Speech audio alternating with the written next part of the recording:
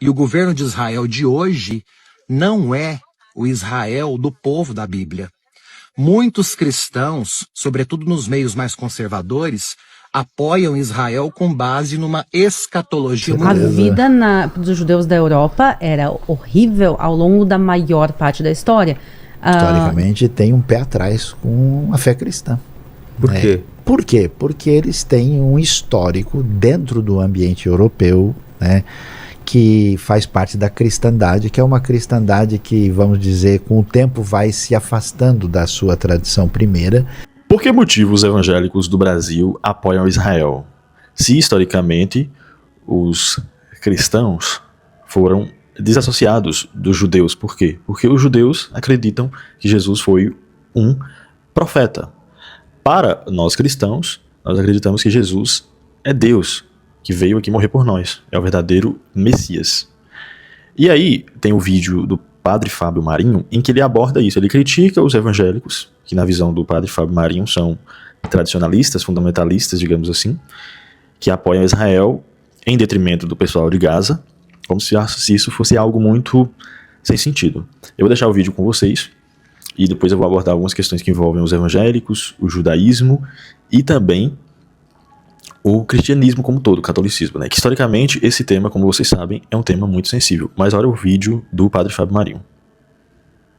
E o governo de Israel de hoje não é o Israel do povo da Bíblia.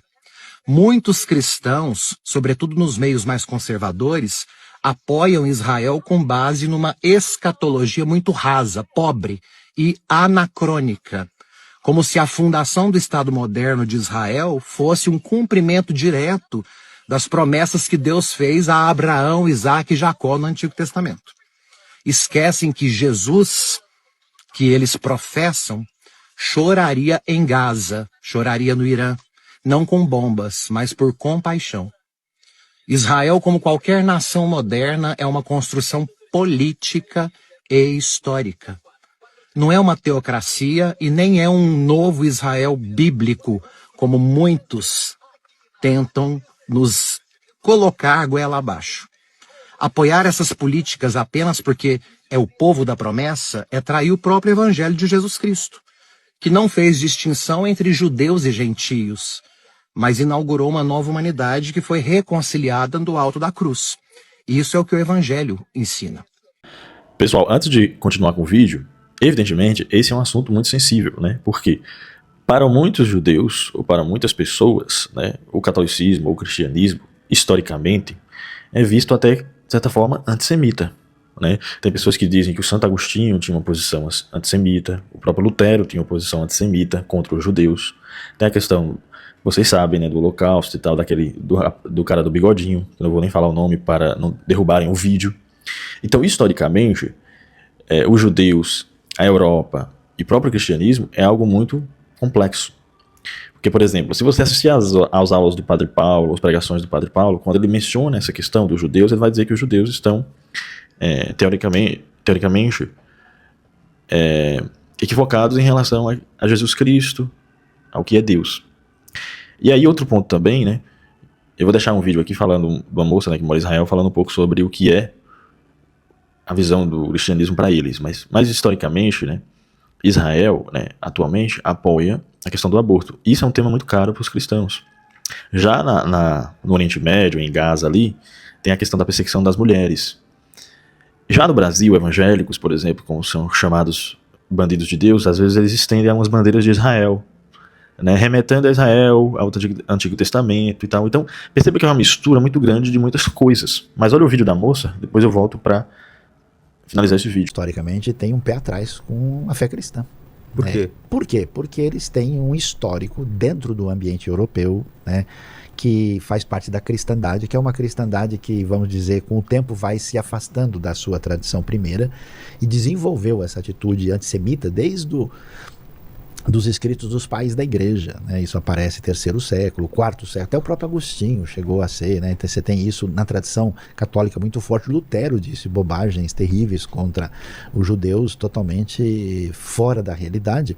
E aí o que o judeu fica? Com o pé atrás. Então isso cria no judeu também um estereótipo, tipo assim, ó, esse cara é cristão, se eu virar as costas ele vai me pegar. Eu tenho certeza que ele nem sabe, mas ele já me odeia. Então isso, eu me lembro de muitas experiências em Israel, que eu tenho ido há muitos anos, né? E aí depois de um tempo o cara falou, mas você é cristão mesmo? Você, mas é professor de teologia, mas você é pastor? Você não parece, né? E o cara, porque ele esperava uma atitude diferente, porque falando francamente, tem um monte de evangélico maluco que gosta de Israel, nem sabe por quê, porque ele é tipo meio fanático, assim, Israel, porque é uma coisa mais assim desse perfil. E tem o pessoal que não fala nada, mas no fundo ele tem essa interpretação de que o judeu é um problema, então ele detesta o judeu porque o cristão está no lugar do judeu, o judeu está fora. Então quando você vê alguém com sobriedade falando elementos assim, você tem uma relação positiva e favorável, tem convicções cristãs e positivo e favorável com Israel, o cara fica perdido e ele entende, como assim você não tem raiva de mim? Eu me lembro de gente em Israel falando assim, puxa vida, eu nunca imaginei que cristão era esse tipo de gente que nem você e o seu pessoal. Por que vocês demoraram tanto para chegar aqui? A única coisa que a pessoa entendia de cristianismo era o que ela via no estereótipo medieval. Entendeu? Que era tipo assim, você vai morrer amanhã. Era isso? Com certeza. A vida dos judeus da Europa era horrível ao longo da maior parte da história. Gueto é uma palavra que se referia no início a bairros segregados judaicos. Os judeus... o primeiro gueto é o gueto de Veneza, quer dizer, os judeus eram proibidos de morar nas cidades, se eram permitidos, tinham que ser fechados num bairro e tinha horário que podia entrar e sair. Os judeus eram proibidos de trabalhar na maior parte das profissões. Os judeus... Podia comprar terra. Não podia comprar terra. Muita gente fala, os judeus são donos dos bancos. Sim, alguém já perguntou por que tem judeus, obviamente não todos, mas por que tem judeus que trabalham no sistema bancário? Porque os judeus eram proibidos de fazer praticamente qualquer outra profissão.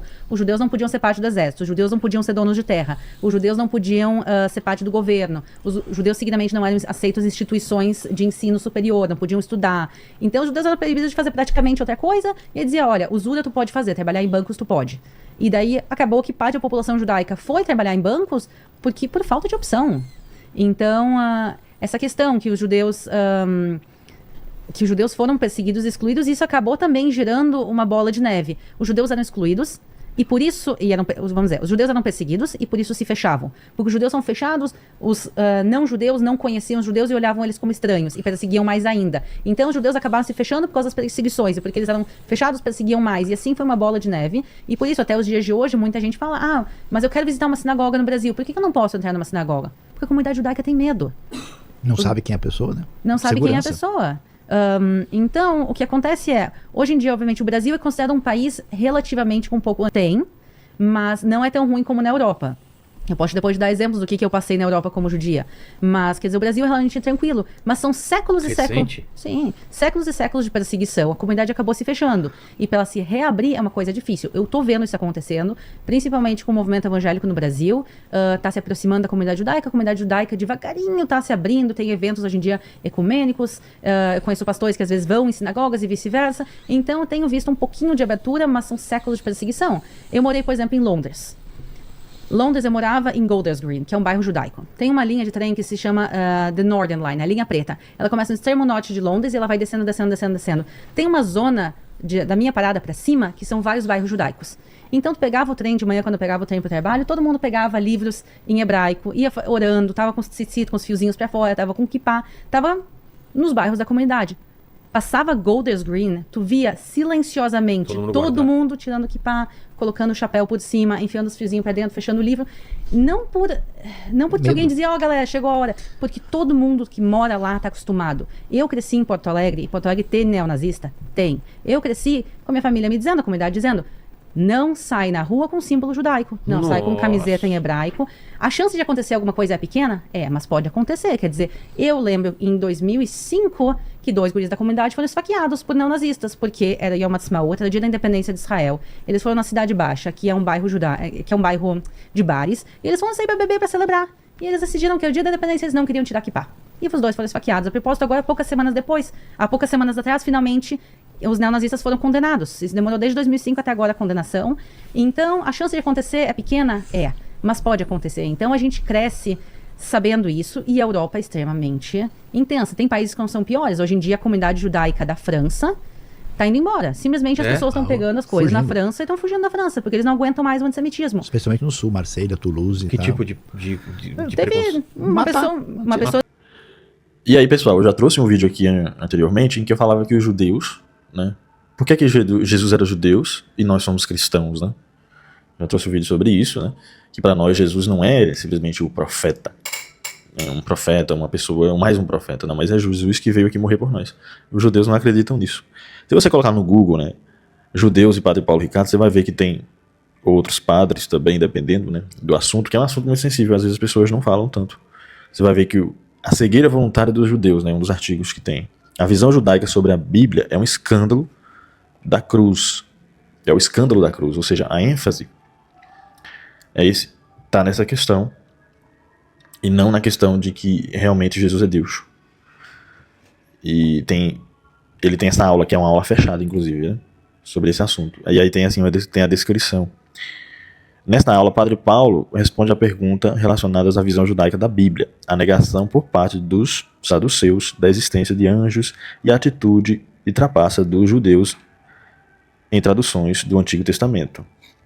Então, o Antigo Testamento, para nós cristãos, em relação aos judeus, já não tem o mesmo sentido.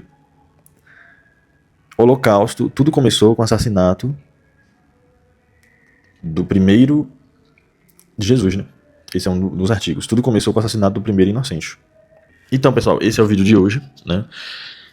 Os evangélicos e os cristãos do Brasil, né, tem essa questão de apoiar Israel. Mas a gente tem que pensar também, né, que Israel tem a legalização de muitas coisas que para os cristãos é algo muito caro.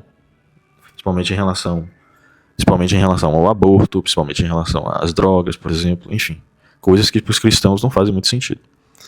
E aí, o que você acha desse tema, que é um tema muito sensível, e a gente tem que saber falar as palavras corretas para não, até mesmo, cair uma espécie de antissemitismo. Salve Maria, Deus abençoe e viva Cristo Rei.